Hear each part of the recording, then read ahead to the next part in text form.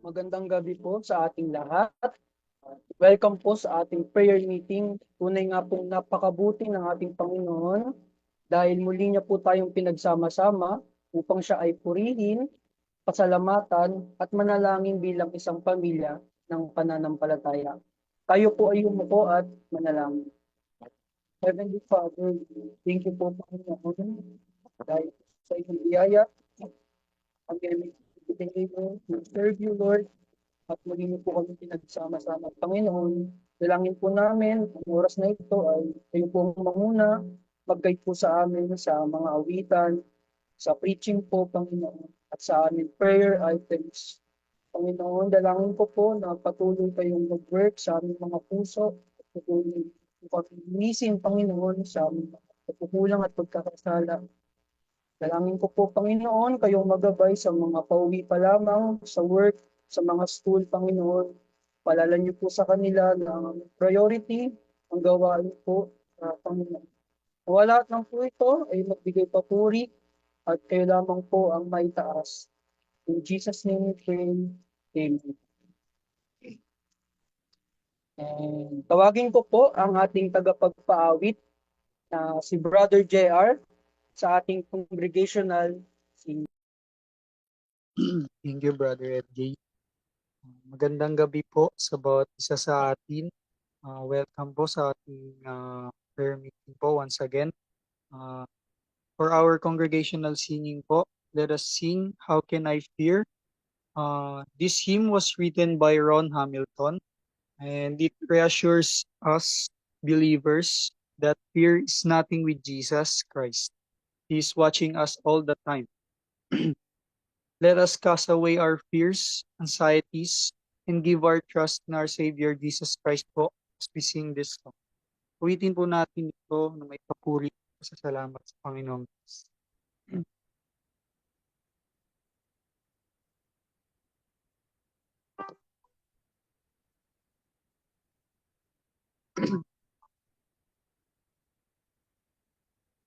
When shadows fall and the night covers all, there are things that my eyes cannot see. I never fear, for the Savior is near. The Lord abides with me. How can I fear? Jesus is near. He ever watches over me. Worries all cease. He gives me peace. How can I fear with Jesus? When I'm alone and I face the unknown, and I fear what the future may be,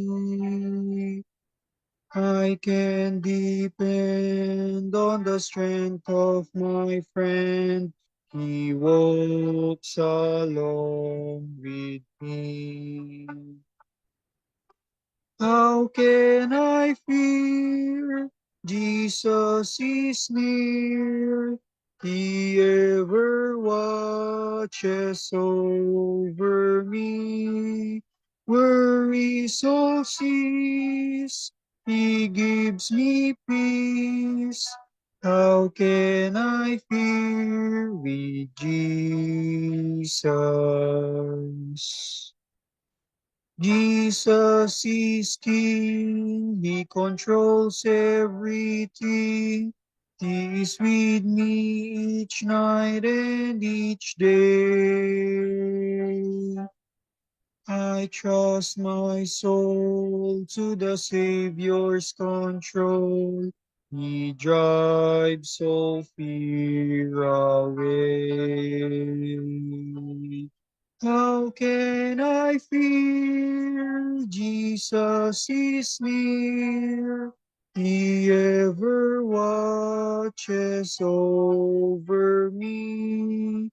worries all cease. He gives me peace. How can I fear with Jesus? How can I fear with Jesus?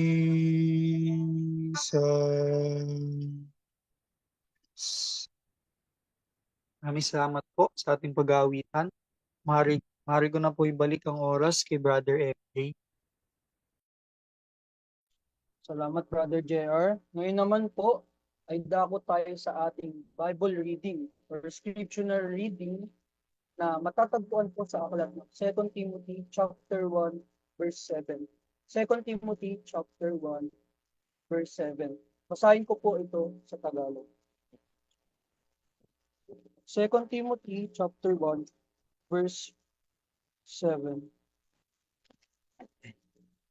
Sapagkat ang Diyos ay hindi nagbigay sa atin ng espiritu ng pagkatakot, kundi ng espiritu ng kapangyarihan at ng pag-ibig at ng maayos na pag-iisip.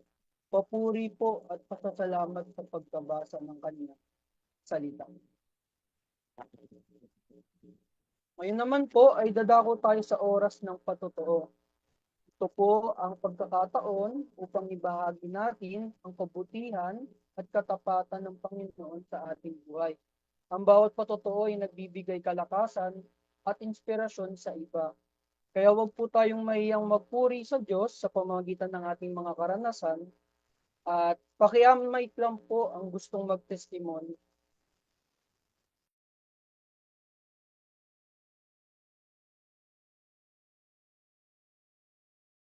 Mauna na ako, Brother FJ. Sige po, Pastor. Magandang gabi po sa bawat isa po sa atin. Muli tayo nagpapasalamat sa Diyos sa prayer meeting na ito at midweek service at kung saan tayo po ay nagkakatipon. Nais lamang po nga magbigay ng papuri at pasasalamat sa Diyos sa patuloy na gabay at patnubay niya sa buhay po ng bawat isa sa aking pamilya, sa aking mga anak, sa aking mga kapatid, sa aking mga pamangkin, sa aking apo. Patuloy na gabay po niya sa kaarawan din po ng aking pong nanay last October 26, no? Sunday po iyon. Kung kaya pagkatapos po ng meeting po sa church, ay umuwi na rin po kami kaagad. Salamat sa patnubay ng Diyos sa kanyang kalusugan, sa kanyang pisikal na pangangatawan, at patuloy na paghawak niya. Dalangin namin ang patuloy na paglago niya sa espiritual. At magiging sa mga gawain sa Panginoon, kami ay nagpapasalamat sa patuloy na patnubay niya sa iglesia. Mga natapos po ng mga meeting, mga natapos po ng mga fellowship, kung saan ay patuloy na nakikita po natin ang pagkilos po ng Panginoon at gawa po niya sa ating buhay. At higit sa lahat, ang aming pamilya ay nagpapasalamat po sa ginawa ng Panginoong Jesucristo sa krus ng Kalbaryo, kung saan ay patuloy na ating pong nararanasan po yung kaligtasang ibinigay po niya sa atin. Ang kanyang kamatayan, ang kanyang pagkalibing at ang kanyang muling pagkabuhay na naging kaparaanan po ng Diyos para sa sino mang manampalataya kay Kristo ay magkaroon po ng buhay na walang hanggan. So, ang lahat po na ito'y pinupuri namin, pinapasasalamatan po namin ang Panginoon. Maging sa kalusugan, sa kalakasan po ng bawat isa. Nauuso po yung mga sakit ngayon. Ngunit na nagpapasalamat tayo sa Diyos sapagkat sa kabila ng mga karamdaman na iyan, pananakit ng katawan, may ubo, may mga sipon, ay naririyan ang kanyang biyaya na kagalingan para po na ibinibigay po sa atin. At gumagamit po siya ng mga gamot ng mga doktor para po tayo ay mapagaling po sa mga karamdaman. At ganyan din, nagpapasalamat din ang aming pamilya sapagkat ngayon po bakasyon na po yung mga bata, medyo maluwag-luwag na rin po yung oras for the 1 week, no, na bakasyon po ng mga bata. At salamat sa Panginoon sa gabay po niya sa mga pag-aaral po sa aking apo at sa aking mga pamangkin.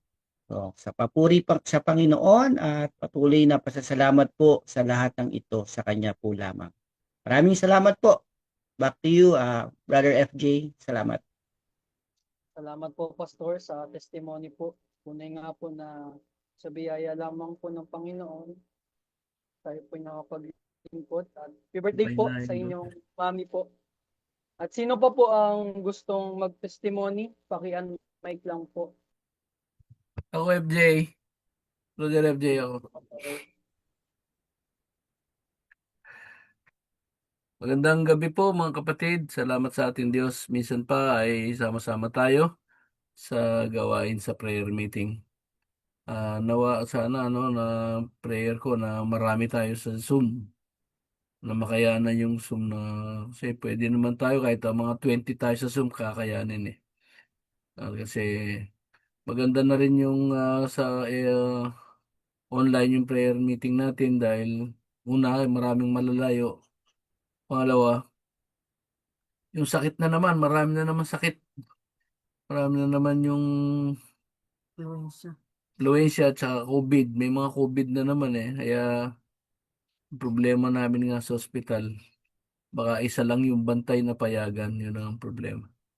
Salamat dito ako sa Panginoon sa bawat isa nung meeting natin sa Sunday.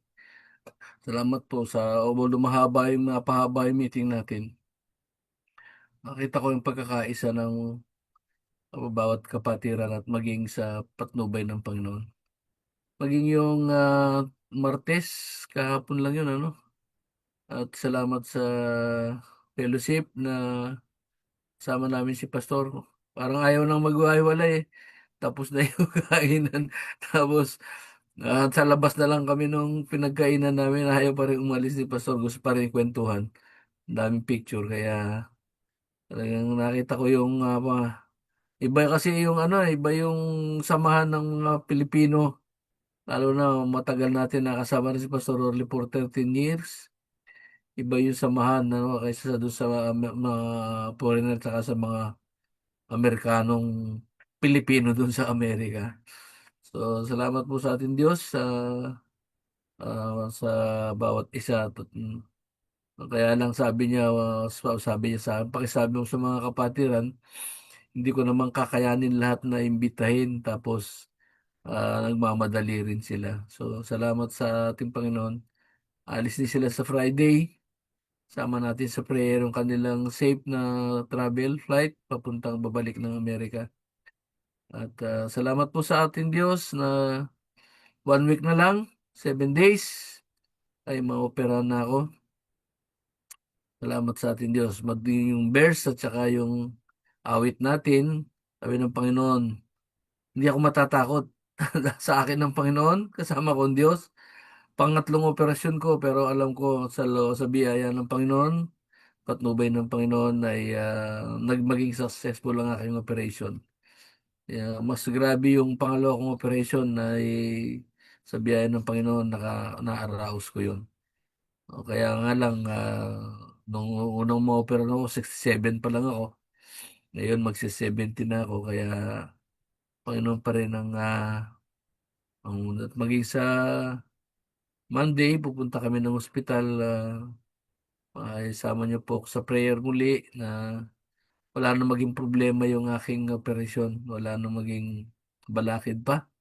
Wala na mga dahilan pa para matuloy-tuloy na ito. Kanina, nag-acid na naman ako. Salamat sa ating Diyos na uminom ako mainit naman itong tubig kaya nawala. Salamat po sa ating Diyos. Maging sa financial, salamat sa provision ng Panginoon. Maging sa aking pamilya. Although, andyan yung hirap ng buhay, pero ang biyaya ng Panginoon ay sapat sa bawat anak niya na nananampalataya at naniniwala sa ating Diyos. Kaya papuri po at puri't pasalamat sa ating Diyos sa lahat ng ginagawa niya sa atin. Salamat po. Salamat, Brother FJ. Salamat po, Pastor Raleigh. Thank you po, Pastor. Yung testimony po. Dalangin po namin ang inyong operation po. Ma-provide po ng kasama para sa inyong operation. At kung sino po pong gustong mag-testimony, paki-unmic lang po.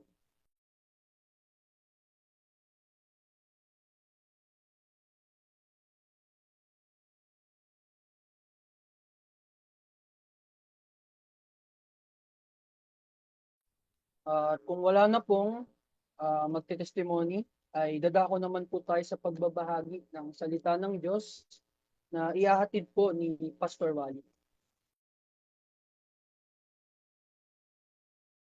Salamat, Brother FJ. At ngayon po dako po tayo sa ating pag-aaral sa salita ng Diyos. Magandang gabi muli sa ating po mga kasama dito sa Zoom at maging sa mga kasama natin sa YouTube Live. Okay? I-share ko lamang po sa screen ang ating pag-aaral. Sa ating pag-aaral, nasa talata 7 na po tayo. Ang pinag-aaralan po natin. At ito po yung mga practical po na pag-aaral patungkol po sa pamumuhay bilang isang mananampalataya. At sa ating pag-aaral na ito, ang ating title ay Panatilihin ang Espiritu ng Kapangyarihan, Pag-ibig at Maayos na Pag-iisip. Remember, ang isang mananampalataya, siya ay indwelling po ng banal na Espiritu. At ang banal na Espiritu ang patuloy na gumagabay sa atin sa pamumuhay at tinuturuan po tayo ng ayon po sa kalooban ng Diyos, sa salita ng Diyos, idinadirect po ang ating pong lakad po pamumuhay, no, na hindi salungat po sa kalooban ng Panginoon. Ang tema po ng ating pag-aaral ay sa kabuuan po ito, practical na pamumuhay ng mga mananampalataya. As I've said po lagi, nasa last quarter na po tayo, no, ng taon na ito. So it's about time na i-assess po natin ang ating mga sarili. Tingnan po natin ang ating mga sarili. Examine ourselves po na kamusta ang ating paglakad bilang isang mananampalataya na tinawag ng Diyos na mamuhay po ng ayon sa kanyang kalooban, na ayon sa kanyang salita. Kamusta po ang ating paglakad po na ito or pamumuhay? Ngayong alam natin ang mga katuruan, alam natin ang doktrina, ang salita ng Diyos. Kamusta naman po ang ating buhay? Okay?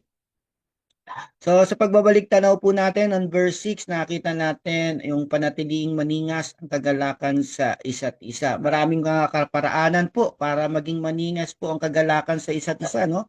Nagbigay lamang po ako ng ilan po dito na ating pong napag-aralan last week.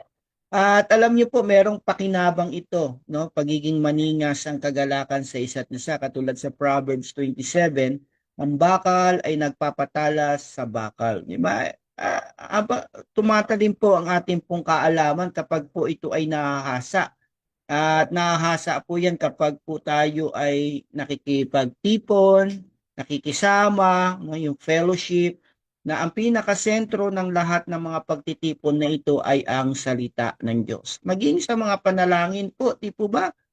Iba yung personal na panalangin, iba yung quiet time mo, at iba rin naman yung panalangin na kasama mo ang yung kapwa mananampalataya. Kaya meron din po tayong katulad nito na prayer meeting, at kapag Sunday meron din naman tayong congregational prayer, di ba, na tinatawag, at maging sa mga fellowships. So makita po natin ito, no? Maging maningas ang kagalakan sa isa't isa. Ibig sabihin, huwag mong ihiwalay ang iyong sarili sa iba. Okay? Walang loner sa Kristiyano. Huwag mong i-isolate ang iyong sarili. Kailangan natin ang isa't isa upang patuloy na mapanatili yung flame, no, yung ningas, no, katulad ng isang uling, ba? Yan yung illustration natin. So sa ating pag-aaral, verse 7 bilang palimula, ang talata na ito sa verse 7 ay kumakatawan sa isang spiritual na kahinaan ni Timoteo, at nilalayong itong tulungan ni Pablo upang malampasan ito. Diba? Kung mapapansin nyo sa binasa po natin, merong salita doon na pagkatakot. Okay? Yung pagkatakot na ito, yung pagiging timid ni Timoteo. Okay? At ito yung sulat, ito yung talata na nagsasabi si Pablo na lakasan mo yung loob. No? Bakit kaya? Kasi ito ang tungkuling ginampanan ni Timoteo sa Efeso nung panahong isinulat ni Pablo ang liham.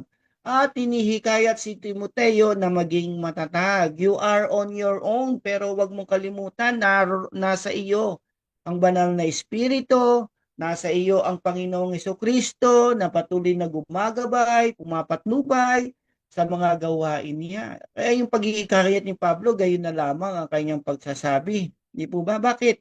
Kasi maaaring nasanay si Timoteo, nakasama niya si Pablo sa maraming mga gawain. Pero ito na yung pagkakataon na siya ay nagpapastor na sa Efeso. Pinapadala siya kung saan-saang lugar, di ba? Yung mga una niyang mga misyon. Pero after that, bumabalik siya kay Pablo. Pero ito, but this time, naroroon siya sa Efeso at siya ay isang ministro, isa ng pastor na gagampanan ng kanyang tungkulin sa ibinigay sa kanya ng Panginoon na tungkulin o karera na kanyang tatakbuhin. So isa sa nais ipaalala ni Pablo ay ang pagkakaroon ng kasanayan ni Timoteo sa mga gawain ng Panginoon bagamat si Pablo ay hindi niya na kasama. Okay? Out of comfort zone na, no? Baring pagkasama niya si Pablo, malakas ang loob niya, okay sa kanya, di ba? Nagagampanan niya ang lahat. Pero naisabihin ni Pablo dito na hindi siya yung kasama niya panghabang buhay, no? Na ang Panginoong Jesucristo, ang patnubay ng banal na espiritu, doon tayo dapat nananalig kay Kristo. At maging tayo, di po ba? Sometimes kasi kapag may umaalis or may lumilisan or meron tayong hindi kasama ng mga best friend natin para kang lungkot-lungkot natin. No? Remember, you are a Christian at ang Holy Spirit ay nasa iyo. Si Kristo ay nasa iyo. Manatili tayo sa ating Panginoong Jesucristo. So sinasabi dito na sa atin na hindi tayo binigyan ng Diyos ng espiritu ng takot na kadalasang maaaring pumigil sa atin at magdulot sa atin ng pagdududa. Bakit may takot ang tao? Ay dahil po sa kasalanan. Ba? Dahil sa kasalanan, kaya natural na merong takot. No? Kahit na sinong napakatapang na tao sa buong mundo, o kung sino man ang kilala mong tao na napakatapang, tandaan mo, meron pa rin siyang takot. Dahil ang takot na iyan ay resulta iyan ng kasalanan.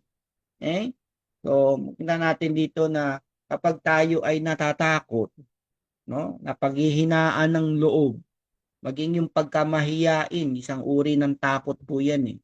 Kadalasan maaaring pumigil sa atin ito at magdulot sa atin ng pagdududa. Mahihirapan po tayong kumilos sa ipinagagawa ng Panginoon sa ating buhay. Sa halip, binigyan tayo ng Diyos ng espiritu ng kapangyarihan, pagmamahal o yung pag-ibig at kahusayan. Ito ang katangiang nagbibigay daan sa atin upang malampasan ang mga hamon, magpakita ng habag sa iba, at gumawa ng matalinong mga desisyon sa ating buhay. Titingnan po natin itong mga ito. No? Dito po iikot ang ating pag-aaral patungkol po sa mga katangiang ito na kaloob ng Diyos sa atin. No? Para makalimutan natin yung takot na iyan. Ano ba nilalaman po ng talata? Sabi diyan, base sa pagkakabasa, sapagkat hindi tayo binigyan ng Diyos ng espiritu ng katakutan, kundi ng kapangyarihan at ng pag-ibig at ng kahusayan. Ito pong salita na ito na hindi tayo binigyan, ito po ay isang summary action in the past. No? Ito ay nakaraan na nangyari na po sa isang mananampalataya. Sa atin po, hindi tayo binigyan ng espiritu ng katakutan at in the past, ibinigay po sa atin, pinagkaloob po sa atin ito. Ano yung pinagkaloob po sa atin? Kapangyarihan, pag-ibig, at kahusayan. So sumulat si Pablo upang palakasin ang loob ni Timoteo na isa ng pastor na nahaharap sa malalaking hamon at pag-uusig sa Efeso. At ang kapangyarihan, binigyan siya kapangyarihan, pag-ibig at kahusayan, pinaalala ito ni Pablo sa kanya. No? Lahat ng mga mananampalataya meron ito. At ito'y paalala ni Pablo kay Timoteo na ang kapangyarihan ay nangangahulugan ng banal na lakas upang malampasan ang mga balakid. Yung kakayahan, kapasidad na nagagawa po natin, hindi po galing sa atin yun. Yan po yung kapangyarihan ng Diyos na kaloob sa atin. Kaya walang Kristiyano na sinasabi na ito ginawa ko ito natapos ko ito na-fulfill ko ito. Walang ganyan. Meron pa nga iba na mga nagsasabi, ito legend ko ito, alamat ko ito na iiwanan sa inyo. Hindi ganyan ng isang Kristiyano. Tandaan po ninyo, ang Diyos ang kumikilos po sa buhay ng isang mananampalataya. Ang kakayahan, ang kapangyarihan ay galing sa Kanya. Instrumento lamang ang mga tao. ang mga mananampalataya para magampanan po ang layunin ng Diyos. Di po ba? So makita natin ito, ang kapangyarihan, ito yung kalakasan na ibinibigay po sa atin. Halimbawa nito sa isang pastor, sa isang tagapagturo, di ba? Ang halimbawa po nito ay wala itong kakayahan o wala itong lakas, no? Wala itong kasanayan na tumayo sa harapan para magturo, para magbahagi, di ba? Sino ang gumagawa nun? Kanino 'yon? Meron nga mga matataas na professional pang tao pero pagdating po sa harapan nahihiya. Kundi ito ay gabay, patnubay ng banal na espiritu po. Ito yung kapangyarihan na ipinagkaloob po. Hindi po pagkatakot, kundi kapangyarihan. Kapangyarihan na galing sa Panginoon. At ang pag-ibig, alam naman natin ang ibig sabihin ng pag-ibig ng agape. Tumutukoy sa walang pag-iimbot at sakripisyong pangangalaga para sa iba na sumasalamin sa pag-ibig ng Diyos. Ito po'y galing sa Panginoon. Kaya kung hindi po tayo mananampalataya, yung pag-ibig na alam po natin ay pag-ibig lamang ng mundo. No? Nai-express po natin, nagmamanifest sa atin, nakikita po sa atin ang pag-ibig sapagkat ang tunay na pag-ibig ng agape ay ibinuhos po sa lahat ng mga mananampalataya. O kaya ang outcome po nito, resulta, ay meron tayong pag-ibig po sa ating kapwa mananampalataya. Meron din ang ating pag-ibig sa mga tagalabas. Ano yung pag-ibig natin sa tagalabas? Naroroon yung pagmamalasakit natin na maibahagi po ang ebanghelyo para po sa kanila na mawalang pag-asa. At ang kahusayan, no? Yung pag sinabi po natin kahusayan, ito yung disiplina sa sarili. Ay nagpapahawatig po ito ng kontrol at kahinahunan na kinakailangan upang mapanatili ang integridad at espiritual na focus, no? Spiritual na focus, no? Maraming Kristiyano nawawala po talaga sa focus. Di po ba? Kapag po nahaharap tayo sa mga sitwasyon o anumang kalagayan na kinakaharap natin, nasa sidetrack na po tayo. Mas lalo natin binibigyan ng pansin yung problema kaysa doon sa na magbibigay po ng solusyon po sa atin, no? So, dito po yung nilalaman ng mga talata. So, bilang pastor, si Timoteo ay naaharap po sa marami pong mga hamon, malalaking hamon at pag-uusig. Kaya pinapaalala ni Pablo ang ipinagkaloob sa kanya ng Diyos. Hindi espiritu ng katakutan, kundi espiritu ng kapangyarihan. Ibig sabihin, ito yung mga kakayahan na magagawa ng isang mananampalataya na katulad ni Timoteo. Magagawa ito sapagkat yung kalakasan ay galing sa Panginoon. Yung kakayahan ay galing sa Panginoon, hindi sa sariling gawa.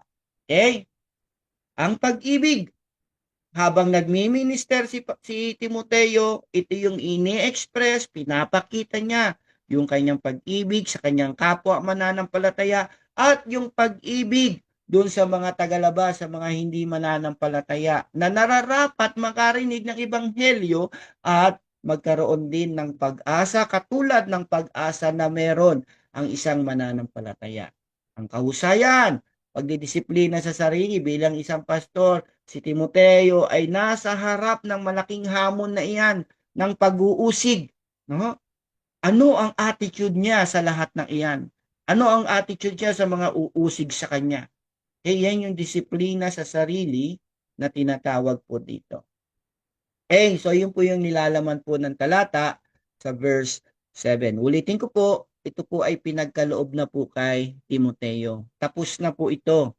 Ang nararapat na lamang pong gawin, gamitin po ito, ipamuhay po ito. At ikaw din, Kristiyano, tapos na rin ito sa iyo. Inalis na ito yung espiritu ng katakutan, wala na po yan dahil ang banal na espiritu ay namamahay na po sa atin.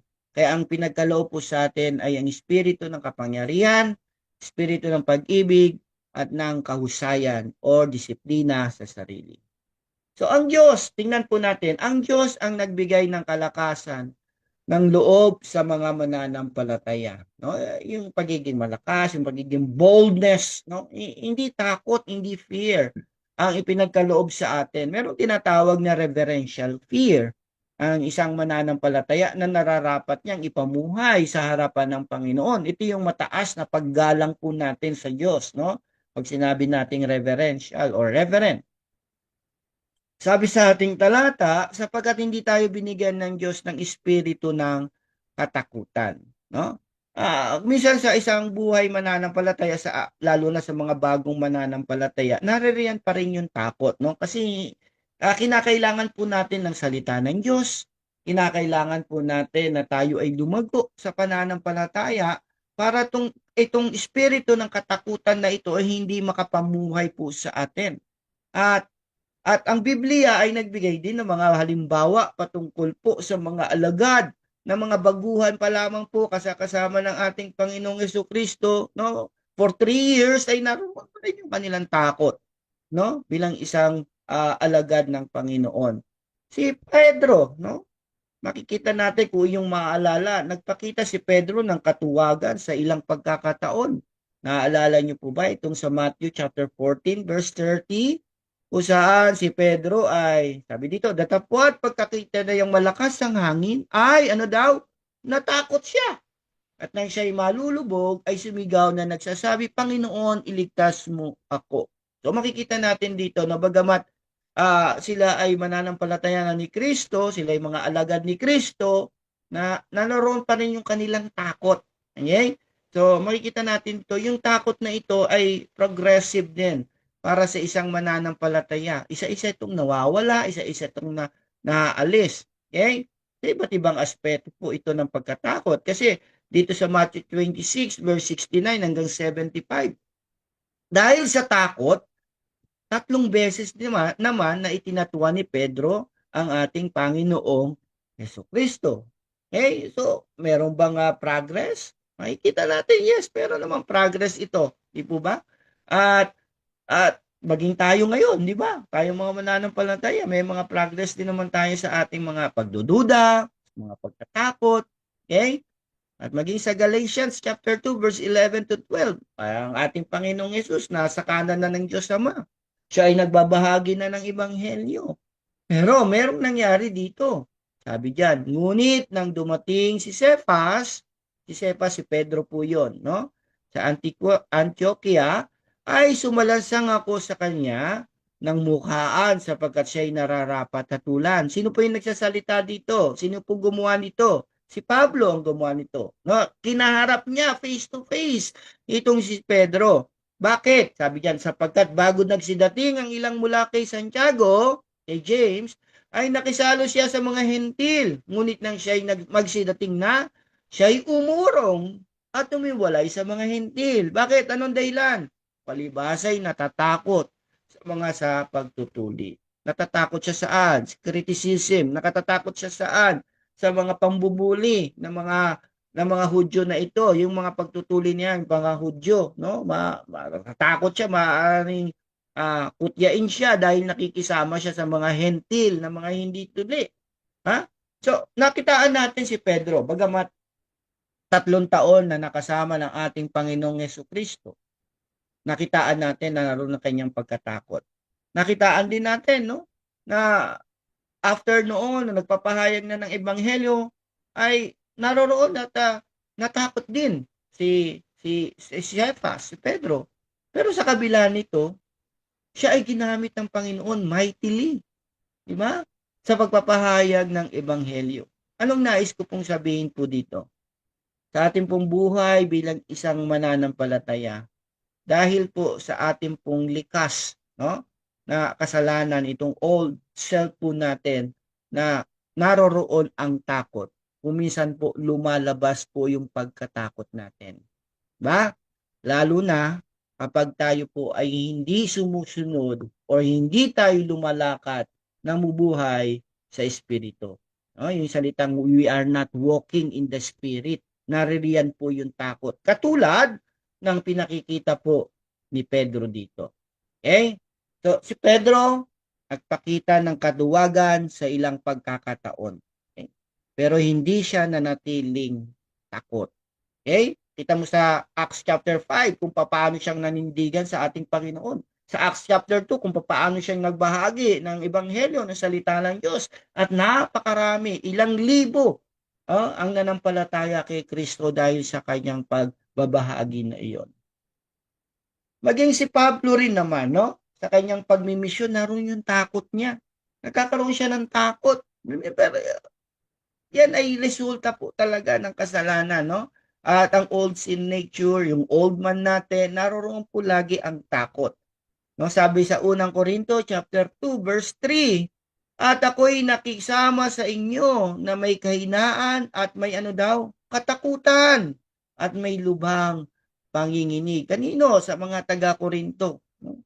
Mahirap nga naman yun na hindi mo kilala yung mga tao na nakakasalamuha mo. Minsan umiiral din naman ang takot. Kaya sabi ko nga, walang tao na kahit na gaano katapang ay sasabing hindi natatakot. May takot pa rin. Bakit? Resulta ng kasalanan ang takot. So ang mga taong ginamit ng Diyos ay hindi laging nagsisimula ng may kalakasan ng loob. Tapang hindi, wala ba? Ngunit bawat isa ay napaunlad ang kalakasan ng loob sapagkat nanatili sa Panginoon. Ang bawat isa ay nagkaroon ng katapangan. Kung makikita natin, no? Dahil nanatili sa Panginoon. Dahil patuloy na nagtiwala sa gawa ng Panginoon. Doon lumalabas po, no? Nagkakaroon ng progreso. Yung mula sa pagkatakot hanggang sa katapangan. Sa Acts chapter 4 verse 13, kung si Pedro nakitaan natin ng kaduwagan sa ibang mga talata, pansinin natin ang kanya namang katapangan na sinabi dito. Nang makita nga nila ang katapangan ni Pedro at maging ni Juan, at pagkatalastas na sila'y mga taong walang pinag-aralan at mga mamang ay nangagtaka sila at nangagpakilala nila na sila'y nangagkasama ni Jesus. Sa kanyang pagpapahayag ng ebanghelyo, pagpapahayag ng nagawa ng ating Panginoong Jesucristo, nandun ang kanyang katapangan. Boldness in preaching the Lord. No?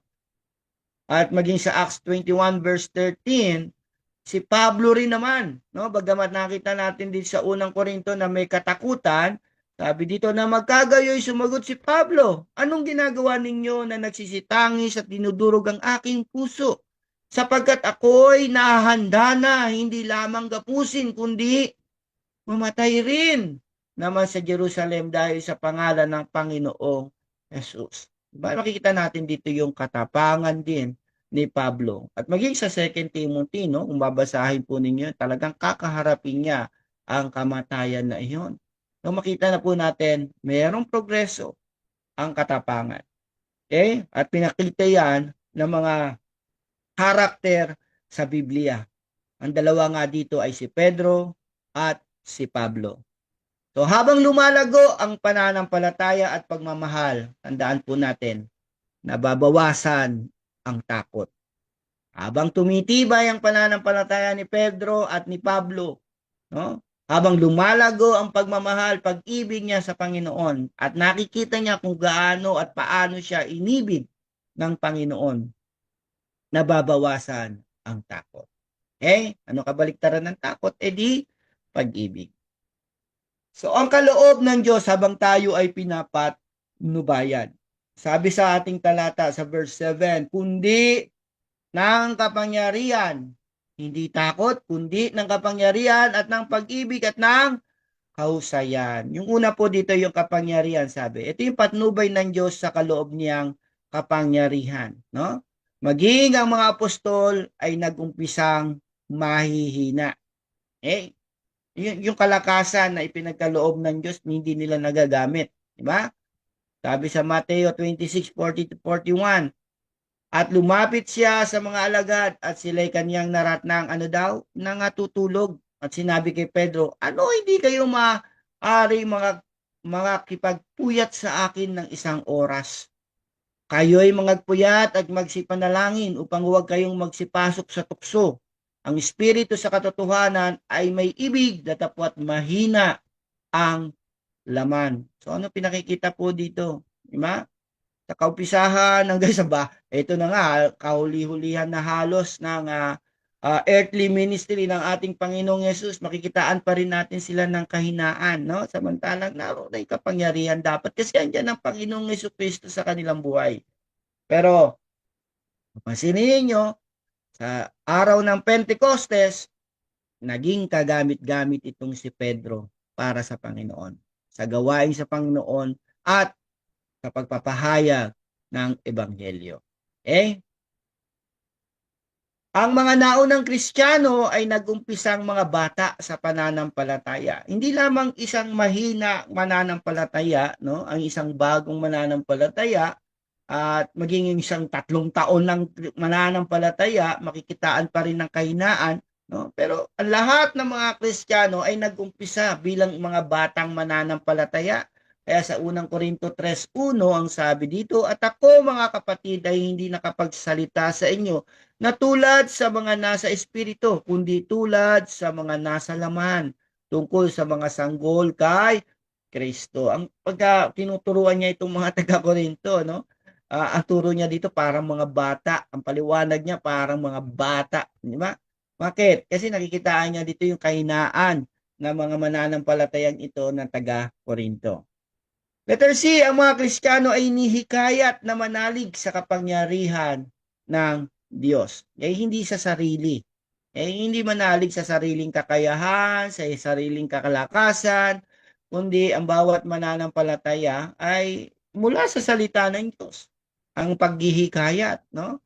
Sapagkat mula sa salita ng Diyos ay sinasabi dito na ang kapangyarihan ng Diyos ay pinagkaloob na sa mga mananampalataya. Unang Korinto 16:13, magsipag-ingat kayo, magpakatibay kayo sa pananampalataya. Kayo'y magpakalalaki. Ano salita yung magpakalalaki, matatag kayo. Kayo'y magpakalakas. Okay? So, sinasabi dito, maging firm tayo, no, bilang isang mananampalataya. Bakit? Kasi yung kapangyarihan ipinagkaloob sa atin ng Diyos. Ano yung kapangyarihan? Ito yung kakayahan na kumilos, kakayahan na gumawa, kakayahan na magbahagi, kakayahan na maranasan natin ang mga pagsubok, pag-uusig sa buhay, ngunit malalampasan natin. Diba? Malalampasan natin. Bakit? Dahil tayo ay na kay Kristo. Okay? Ephesians 6:10, sa katapus-tapusay, magpakalakas kayo sa Panginoon at sa kapangyarihan ng kanyang kalakasan. Diba? Bakit? Ito, utos to mga ito eh. Bakit pinag-uutos? Kasi nasa atin po ito. Pinagkaloob niya na po ito sa atin. Diba? Remember that chapter ng 2 Timothy chapter 1 verse 7, pinagkaloob niya sa atin ito. Okay? In the past, ibig sabihin, in the summary action in the past. Ikalawa, patnubay ng Diyos sa kaloob niyang pag-ibig. Okay? Una, kapangyarihan. Ito naman ang pag-ibig. Alam natin ang pag-ibig, di ba? Alam natin, ang mga alagad naman ng ating Panginoong Hesus ay hindi nagsimula sa pagmamahal, di ba? Ibig sabihin, hindi naman sila automatically na inadapt agad nila ito, na ipamuhay agad nila ito. Hindi. Nagkaroon din sila ng mga misunderstanding. Nagkaroon sila ng mga hindi pagkakaunawaan. At kapag merong hindi pagkakaunawaan, hindi umiira ng pagmamahal, hindi umiira ng pag-ibig. Kapag nangyari po yan. Di ba? Sa Matthew chapter 20, verse 20 to 24, sa panimula ng kanilang pagiging alagad ay naroon ang kanilang kagalitan sa isa't isa. Kung mapapansin po ninyo mga talata na ito, tumutukoy ito sa hindi pagkakaunawaan, pag-iinggitan na mga alagad ng ating Panginoong Jesucristo. Maging sa Lucas 22 verse 20, chapter 22 to 24, ang pagtatatalo-talo sa kanila kung sino yung pinakadakila. Diba? Pasinin nyo yung mga alagad na ito, no? Kasama na nila ang Panginoon pero nandoon pa rin sa kanila ang hindi pagkakaunawaan. Hindi umiiral ang pag-ibig. Okay? Pero ito'y pinapaunawa sa atin. Tayo po, no, pinamamahayanan ng banal na Espiritu. Pinagkalooban tayo ng pag-ibig na nararapat po na ating ipamuhay lagi. Okay? Lagi po, patuloy, present tense, na maipamuhay ang pag-ibig. Letter B, si Apostol Juan ay tinawag na minamahal, beloved. Diba? Ito yung isa sa magandang makikita po natin. Itong si Apostol Juan ay kasama ito sa mga hindi nagkakaunawaan ng mga alagad. Dito sa Mateo, dito sa Lucas, kasama siya. Diba? Pero makikita po natin kung ano yung tawag kay John. Siya ay the beloved, apostle of love, love na tinatawag dahil sa kanyang pagmamahal, dahil sa kanyang pag-ibig sa ating Panginoong Hesukristo. Okay? Letter C, katibayan sa kaloob na pag-ibig sa atin. Ano yung katibayan na tayo pinagkalooban ng pag-ibig? 1 John 4:18 to 19. Sabi, walang takot sa pag-ibig. Diba? Kaya ang kabaliktaran nga ng takot, diba? Pag-ibig, sabi, hindi tayo pinagkalooban o binigyan ng pag-ibig, ng takot, kundi pag-ibig. No, yung ating verse na ito, hindi tayo pinagkalooban ng takot. Inalis sa atin yung takot, kundi binigay sa atin ay ang pag-ibig. Sabi diyan, kundi ang sakdal na pag-ibig ay nagpapalayas ng takot. Oh, di ba? Malinaw ba sa Tagalog? Ano pa? Tuloy natin. Sapagkat ang takot ay may kaparusahan.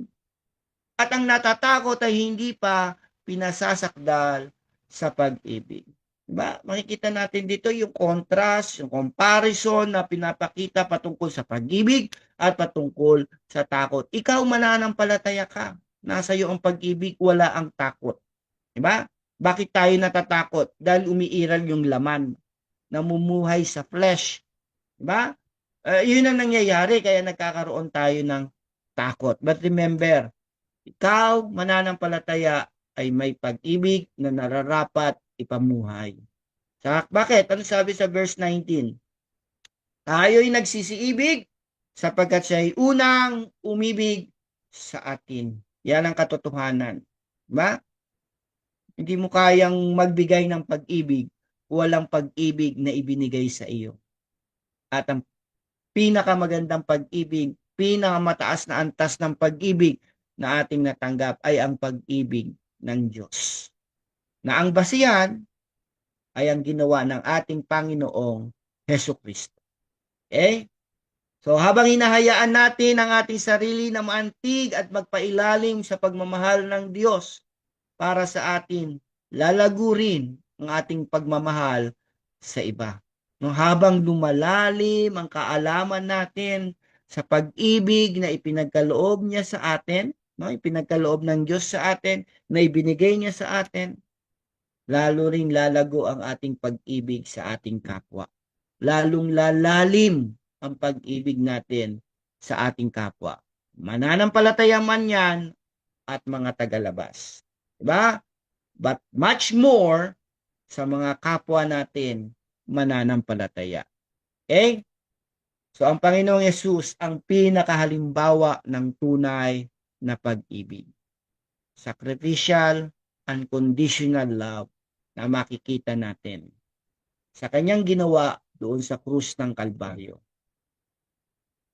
Ikatlo, patnubay ng Diyos sa kaloob niyang maayos na pag-iisip. Yung kahusayan doon sa verse 7 na ito, di ba? 2 Timothy chapter 1 verse 7. Ano yung pinagkaloob sa atin? Maayos na pag-iisip. Pastor, hindi ba maayos ang pag-iisip ko? Magulo ba? Yung pinag-aaralan natin sa Pilipos, magulo ang pag-iisip ng tao kapag wala ang kapayapaan. Kapayapaan na nagbabantay sa ating pag-iisip para tayo magkaroon ng magandang desisyon, tamang desisyon sa buhay. Sabi, ano ba yung kahusayan na sinasabi dun sa talata, di ba? Ang sabi dito ay kahusayan sa ibang mga translation, no, Tagalog, maayos na pag-iisip. Ang sa Griego ito ay sophronismos mula sa salitang sophron. Ibig sabihin katinuan sa pag-iisip. Kasama na rin dito yung idea ng pagpipigil sa sarili o yung self-control na matatawag. Sabi nga ni Albert Barnes, no, the mind is well balanced and under right influences. Yung pala yung ibig sabihin ng maayos na pag-iisip, yung sophronismos na tinatawag. Well balanced right influences. No? Nasa matino talaga, nakatinuan ang pag-iisip ng isang mananampalataya. At ito'y kaloob ng Diyos sa atin. Ipinagkaloob ito, no? Kaya walang mananampalataya na magsasabi na mula nung ako'y naging Kristiyano, naging magulo na ang isipan ko. Walang ganyan. Kasi ito yung sinasabi rito eh. Pinagkalooban tayo ng kahusayan, ng maayos na pag-iisip. Unang-una, nagkaroon tayo ng tamang relasyon sa Diyos. Diba? Yung tamang relasyon sa Diyos na yan, mayroon tayong tamang pag-iisip. Maayos na pag-iisip sa relasyon natin sa Panginoon. At ganun din, sa relasyon natin sa ating kapwa mananampalataya. Bakit ka umiibig ng hindi ka ibig-ibig na tao? Is it because nakikita mo yung sarili sa harapan ng Diyos na hindi ka kaibig-ibig, ngunit iniibig ka ng Panginoon? Diba? So, inilalarawan nito ang isang taong matatag at may control sa sarili, sa kapwa sa doktrina, at sa pagsasabuhay nito. Yung teaching and application. Diba? Meron kang matatag na pinangahawakan, kontrolado mo ito. Ito ay makikita sa mga Kristiyanong patuloy na lumalago sa pananampalataya at dumanas ng mga pagsubok upang tumibay at tumatag. Yung mayroong mga maayos na pag-iisip. Hindi ito nagagapi ng anumang mga pag-uusig, hindi ito nagagapi ng anumang mga sitwasyon o kalumbayan na nararanasan. Ang mga mananampalatayang ganito ay sinubok na rin at pinagtibay ng panahon na naging matatag. Katulad nga ni Pablo. At ito yung nais niyang ipaalala kay Timoteo. Dumanas ka na ng maraming pagsubok, Timoteo eh. Diba? Tumibay ka na, naging matatag ka na sa iyong pananampalataya. Huwag mong hayaan na dayain ka ng iyong emosyon, dayain ka ng mga sinasabi ng iba patungkol sa pagiging Kristiyano. No? Kaya pinapaalala niya dito ng pagkakaroon ng isang maayos na pag-iisip ay isang kaloob ng Diyos sa mga mananampalataya. 1 Timothy chapter 3 verse 2. Dapat nga na ang obispo ay walang kapintasan, asawa ng isa lamang babae, mapagpigil, mahinahon ang pag-iisip, mahusay mula sa salitang sopron, di ba? Magpatuloy, sapat na makapagturo. Ibig sabihin, may maayos na pag-iisip. Ngayon, paano na lang kung ang magtuturo ay paiba-iba ang doktrina, walang tinatayuan na doktrina or hindi alam ang doktrina, paano na lang? Anong magagawa? Anong mangyayari sa congregation? Okay? So, pinapaalala ni Pablo kay Timoteo na pinagkalooban siya ng isang maayos na pag-iisip na nararapat niyang ipamuhay. Titus chapter 2 verse 2, na ang matatandang lalaki, mga elder, no, mga matured, ay maging mapagpigil, mahusay, mahinaw ng pag-iisip, magagaling sa pananampalataya, sa pag-ibig, sa pagtitiis. Ito yung nararapat na makita sa isang iglesia, lalo na nga kung matagal ka ng mananampalataya na nasa isang iglesia, meron kang mahusay na pag-iisip. Diba? Maayos na pag-iisip. Hindi kayong parang laging magtatanong sa iyo kung ano nung kalokohan ng masasabi mo or maibabahagi mo. Hindi.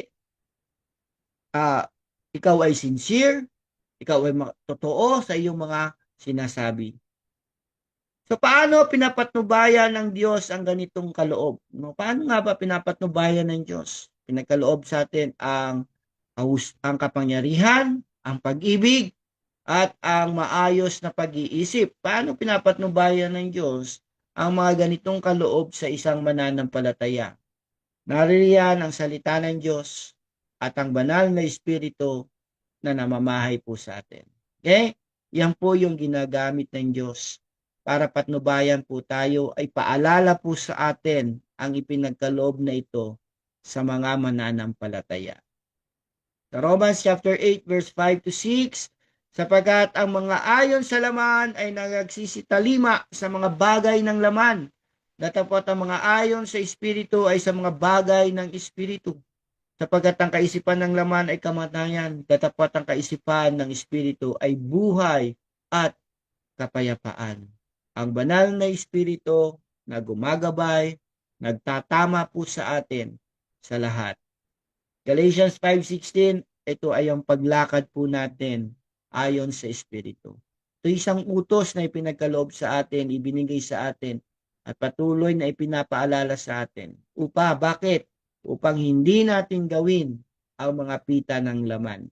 No? Kung tayo lumalakad ayon sa Espiritu, hindi mo magagawa yung pita ng laman. Kung hindi ka lumalakad ng ayon sa Espiritu, isa lang nagagawa mo, pita ng laman. Ba? Natatandaan yung pag-aaral natin patungkol dito? It's either you are 100% spiritual, no? And 0%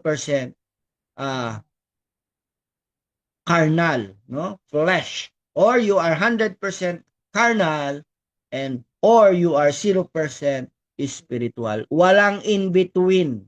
Okay? Mamuhay ka sa espiritu, hindi ka mamumuhay. Hindi mo magagawa ang pita ng laman. Ginagawa mo ang pita ng laman, hindi ka lumalakad sa espiritu. Yun po ang ibig sabihin ng command na yan. So bilang pagwawakas at hamon po, sa mga nagnanais sumunod sa kalooban ng Diyos ay patuloy na papatnubay sa atin upang patuloy na mahayag ang kanyang layunin sa ating buhay. Katulad ni Pablo kay Timoteo, pinapaalala niya na tatapusin ng Diyos ang nasimulan kay Timoteo. Okay? Kaya huwag matakot, huwag magduda, huwag maging timid, no? Huwag mahiya, lalo na nga kapag ito ay gawain para sa Panginoon. May mga Kristiyano kasi, uy, ba't ka uuwi na? Ba't di ka sumama sa fellowship? Nahihiya ako eh. Mga ganyang mga Kristiyano, nahihiya ako eh. Anong nararapat mo ikahiya? Iisa lang ang Espiritu na namamahay sa inyo. Di po ba? Isa lang ang tumawag sa atin. Isa lang ang nagbigay ng buhay sa atin. Okay? Kaya yung mga fellowship hindi dapat ikinahihiya yan at hindi ka dapat nahihiya. Okay? Ito yung fellowship na talagang nagbibigay po sa atin. Isa sa ginagamit ng Diyos para tayo ay tumatag, lumakas, tumibay, at masanay sa mga gawain. No? Isa sa ginagamit ng Diyos ay fellowship. Sa patuloy na pagpapailalim natin sa Diyos, sapat ang kanyang biyaya sa pagkakaloob ng kapangyarihan, pag-ibig, at maayos na pag-iisip.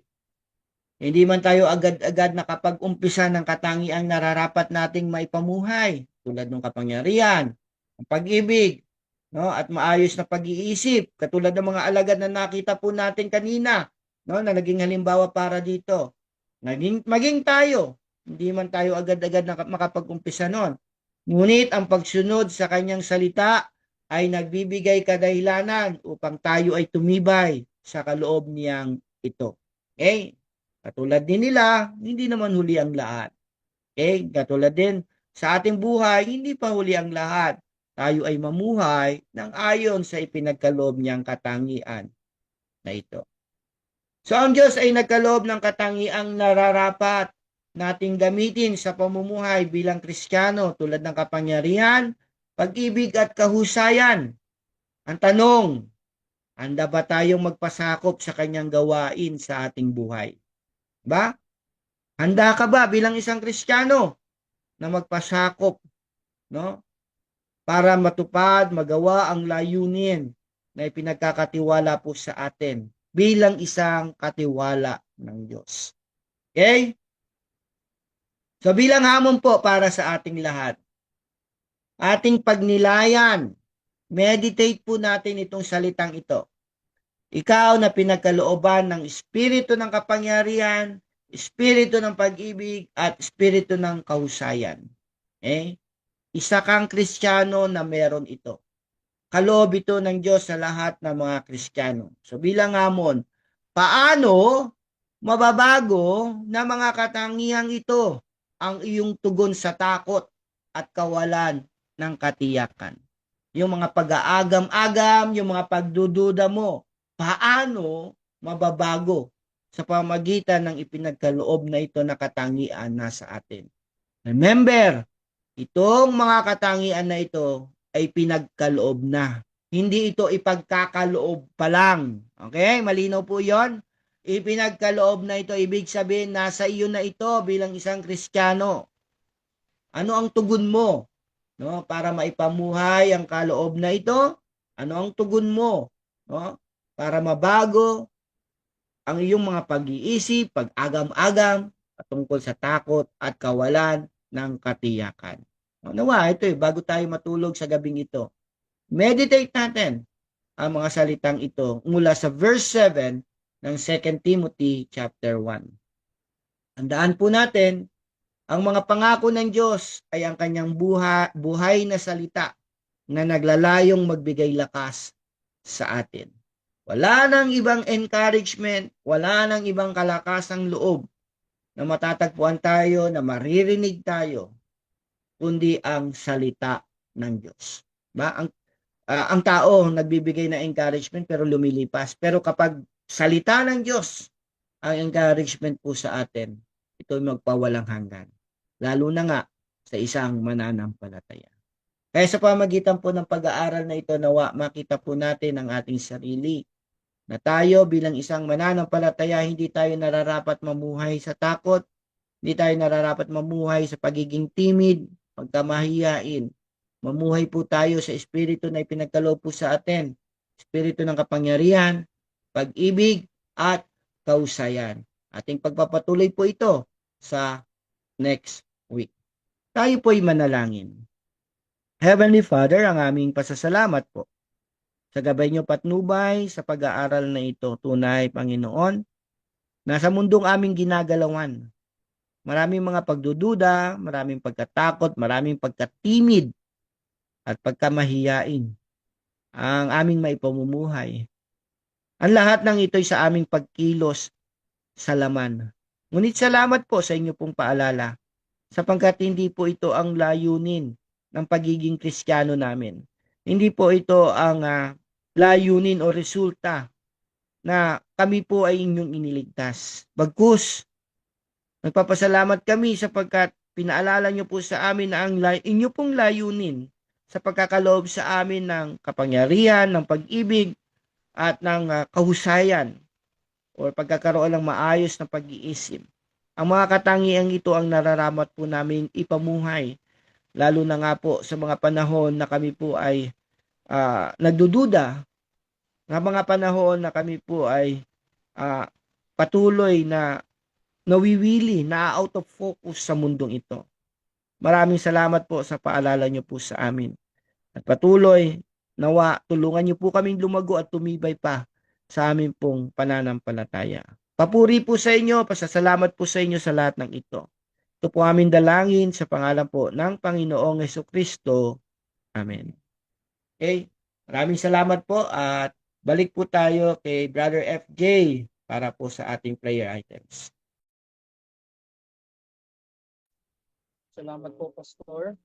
Ngayon po ay dako naman po tayo sa ating prayer items na kung saan ating ipapanalangin po ang prayer request ng bawat isa at iba pa po para sa gawain ng Panginoon. At kung meron pong updates, pagbigay alam lamang po ito kay Sister Lee. So, supported mission po para po kay Pastor Dading and family. San Antonio po sa Nueva Ecija. Supported missions din po para po kay Pastor Daniel Balmes Mindoro. And God's leading po for schooling po of Pastor Wally and workers. Spiritual growth and maturity po of MDC, GFPC, Pastor Sam Malano, and CBFCA. Baptist Bible Christian Fellowship kay Pastor Dennis Dimata po. On Zion Baptist Church, Pastor Bier Pinlac, Building Construction, Pastor Joel Sariego sa FBCC, Pastor Ebenezer Nasita sa IFPMP, Plum Blindness Pastors, Chairman for God's Protection, Provision, and Guidance, needs of MBC, CBFSA, and JFDC, IFBMP, MBC workers for Pastor Nardo and Pastor Wally, mga deacons po, Sister Michelle and Sister May, Sister Jem, sick brethren and friends, Tisha Guevara, pag-pray po natin yan, Pastor Nardo and Tita Bubot Balahadya, Miss Lydia de Maala, Sister Dolor Gadi, Brother Nelson, and Sister Marie Manalang, Miss Mrs. Loida Nasita sa FBL CM, Miss G.K. Wang, Mr. Lee, and Miss Virginia Monares, Deacon Eddie Sevilla, and Denise Manalang. Brethren abroad, Manny Beltran, Princess Beltran, Jomer Caldito sa Australia po, Pastor Orly and Sister Lalaine Perlawan sa US, Brother Edmond Agron and family, Alcobar, Brother CJ, Brother Mark Balahadja, Brother Mike Fajardo and company, UAE, Brother Jerry Calita, Brother Dennis Kahukom, and Brother Janelo Caldito. Unsaved loved ones po, FMBC brethren, panalangin po natin ng mga unsaved loved ones.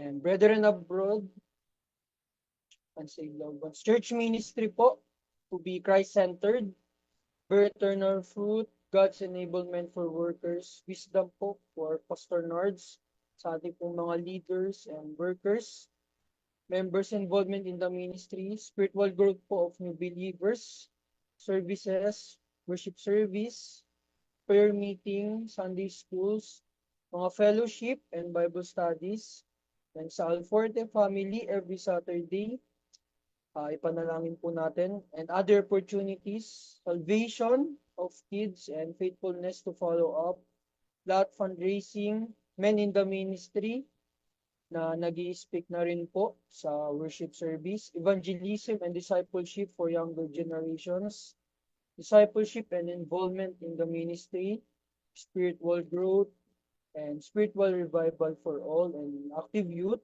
and young professional. Pastor Wally, good health po, strength, God's wisdom for preaching and teaching, God's guidance and wisdom for implementing this year's ministry and daily spiritual revival of the church. Sa ating pong country, wisdom, strength, good leadership and salvation of President Marcos Jr. and leaders, deliverance from unrighteousness government, that God will not allow the legalization of abortion, divorce, same-sex marriage, SOGI bill, or anything that is against God's word. God's control over sickness and eye expenses getting higher. Salvation of the Filipino people, revival and purging of the churches. Protection po for our country.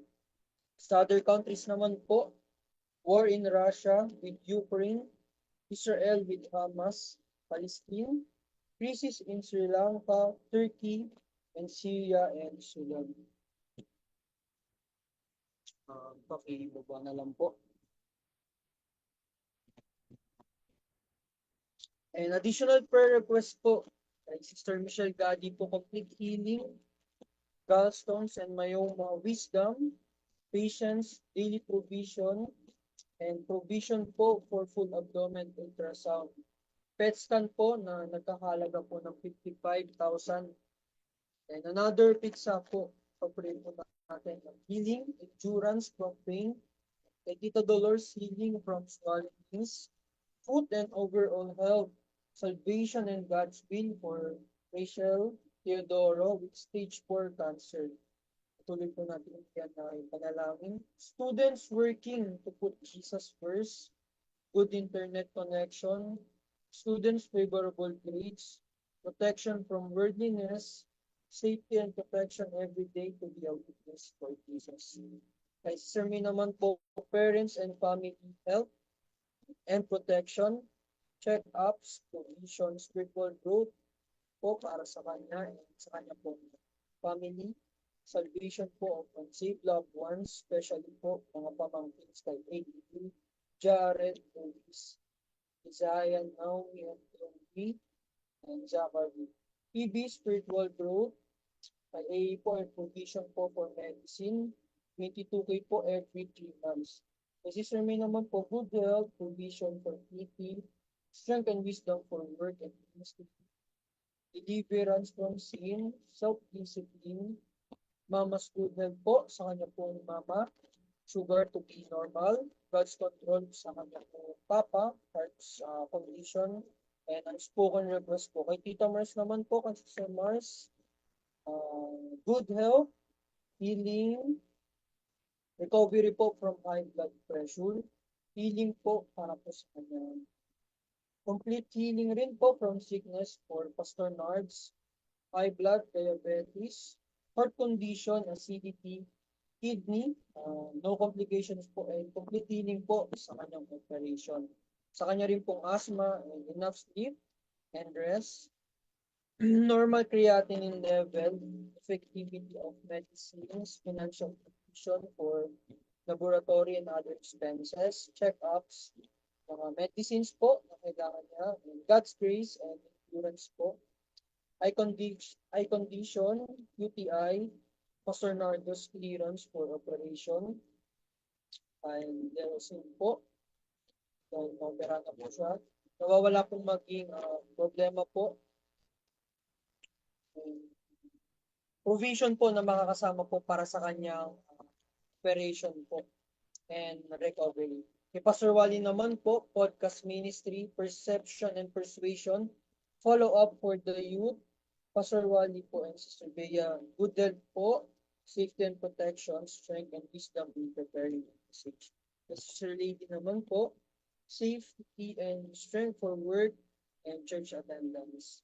God's blessing every Sunday's worship service kay Pastor Nando po, Pastor Wally, Sister May, Sister Michelle, Sister Mitch, Sister Lisa, Sister Jem, preaching and Sunday school teaching po.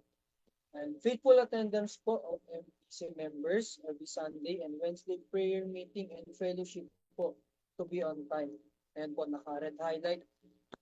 And revival of outreach in Sister Michelle and Sister May place every Sunday afternoon. Panalangin din po natin yan. Brother Nelson, Brother Jonathan Manalang, Brother Lau, Brother Eddie, Sister May, Brother David, and Brother Daniel. Safety driving every day. Provision and right place po for NBC building project and proposed fundraising project. Panalangin po natin yan. PCF kay Pastor Telang Church, Third World Road, or to be submitted to God, to their pastor.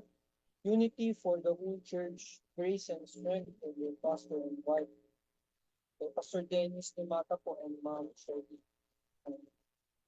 Sa inyo po lingkod, provision po, protection, and wisdom po every day and guidance.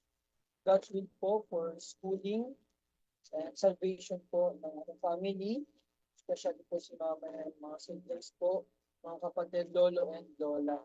And God's will din po for ECAP counselor this coming December po sa PJMPC and counselor po training. And kay Martha Faith po, wisdom of God and leading for the future, grace and love for Christ to follow Him, especially in difficulties, daily provision and for schooling for NJR. God's will din po para kay JR sa college. Yun po, natapos na po ang kanyang exam. Assurance of salvation, follow up, Angela, Jessica, Renaline, Jessica, Josh, and everyone po naging involved sa one-day camp last June 14 to 15. Inactive members po, dalangin po natin ang spiritual revival, church attendance, and appearance from sin, spiritual growth po, and ministry involvement for newly baptized members, sila Brother Edward, Brother Lawrence, Sister Luis, and Sister Ina Panchal. Spiritual growth and maturity of the young pro and young people, joy in serving Jesus, grace and wisdom to content for the faith and to stand for what is true in the Bible, wisdom and encouragement to study, learn and obey God's word, to love the Lord our God with all your heart, soul, mind, and strength. Kay Sister Menchi naman po, dalangin po natin ng healing from ear infection, provision,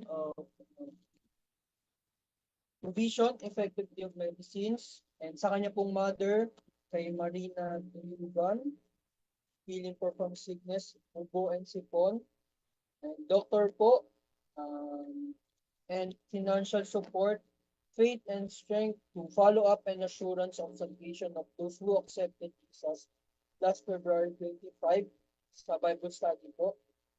Rain, Rafa, Russell, and Marcus, brother-in-law, Michael Fusion, healing from condition po sa puso. Sana po ay pagkalooban siya ng Panginoon para sa kanyang pag-bypass operation.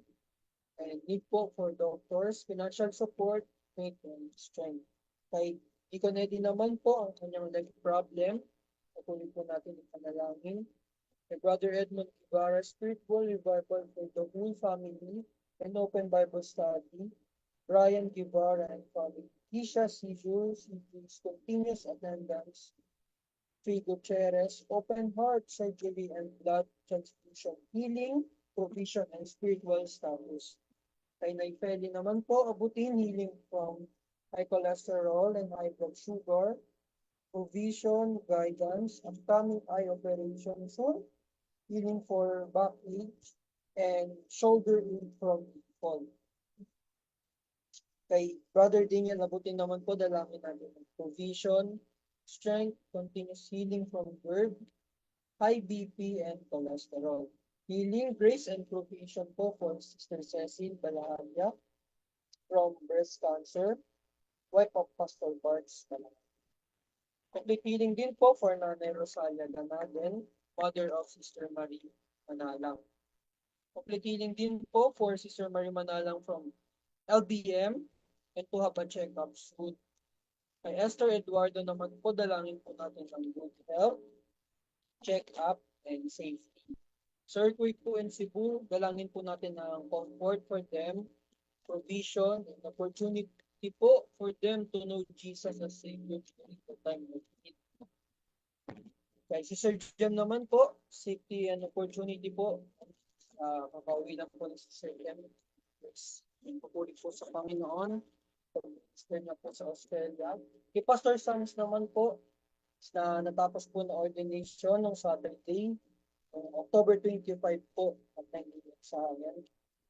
And God's will po for junior church teachers po sa amin po nila JR, Brother Stephen, at magkaroon po kami ng willing heart and training po, develop leadership po sa junior service po ata iyon. We are looking forward po to learn a lot po sa pagtuturo about the Word of God sa naituturo po sa mga bata. Other prayer request po by Sister Lisa, Kids Ministry, patuloy po natin yan ng panalangin. Wisdom and good health, God's provision for Zeki schooling sa SPED, God's provision for Vivian, Tatay Ting salvation, good health, and praise and thanksgiving po by Brother Lau sa kanya pong work and Pastor Nardo's operation po sa November. Papatuloy po tayo magpalanginan at magkita-kita po tayo sa araw ng Wednesday every 6:30 p.m. po. Salamat po. Ngayon po ay dako naman po tayo sa ating closing song na ihahatid po ni Brother JR. At sa closing prayer naman po, ihahatid po ni Pastor Nardo. Salamat po. Ulitin po natin ang ating closing song.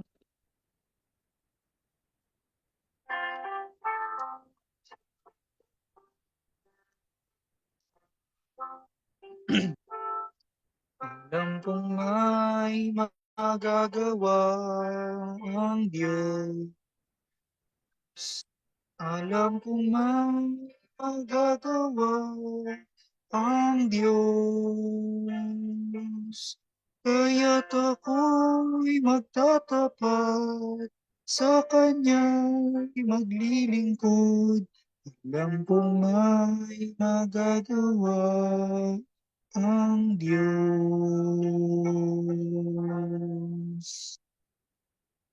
Ay po'y manalangin. Salamat Panginoon sa gabing ito. Minsan pa kayo po nagkaisa sa gawain. Salamat po sa paalala ng inyong mga salita. Magitan ni Pastor Pablo, Apostol Pablo. Paalala kay Timothy ng walang pagkatakot at ang pag-ibig galing sa Panginoong Hesukristo. Tigit sa lahat, bawat isa sa amin ay kasama sa pangakong yan. Tigit sa lahat sa aming pag-iisip ay sa ituon lang po namin sa makabanal na pamumuhay sa inyong harapan. Salamat po sa ginamit nyo sa mensahero, sa song leader, maging sa leader ng prayer meeting. Kakatiwala rin namin ang magdamag sa inyo, Panginoon. Loobin niyo bukas. Taglayin pa namin po ang kalakasan na nanggagaling lamang sa inyo. Maging ang prayer items sa bawat panalangin po namin. Alam po namin, ito ay tutugunin niyo sa tamang panahon na inyong kalooban. Papuri at pasalamat po sa inyong harapan. Sa pangalan ng aming Panginoong Yesus, siya namin Diyos at tagapagligtas. Amen. Amen. God bless. Salamat. Salamat po, Pastor. Salamat, Pastor Wally. Salamat, Salamat, FJ. Kuya. DJ, thank you. JR. Salamat, FJ. Salamat po, Ate Marie. And Ate Menchi. Salamat, DJ. Well, thank you po. End ko na po.